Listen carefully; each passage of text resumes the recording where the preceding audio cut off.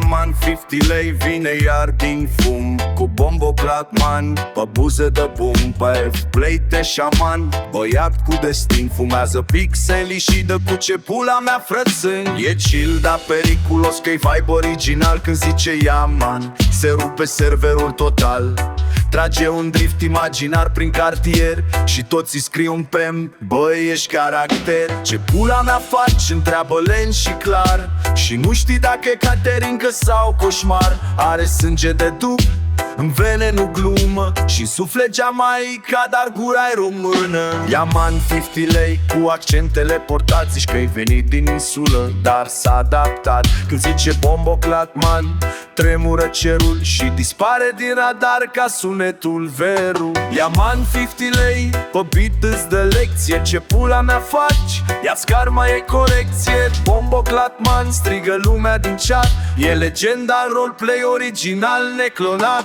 50 merge lent, dar lovește adânc, într-un ritm da un tempo cu bais din pământ. Îți face capul să dea din el fără voință. E reggae românesc cu suflet și știință.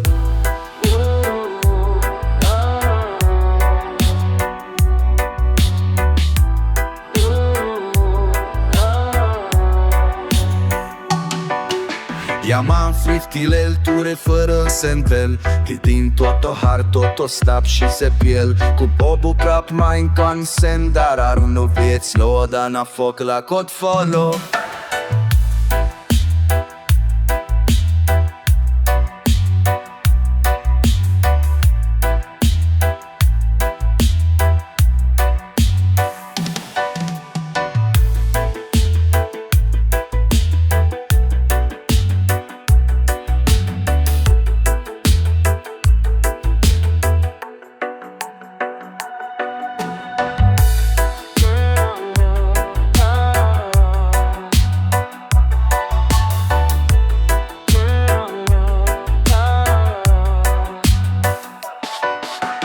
Man 50 lei pune frână în server, când intră pe hartă tot stack și se pierd. Cu bomboclat man ca un semn de alarmă, vine slow dar dă foc la platformă.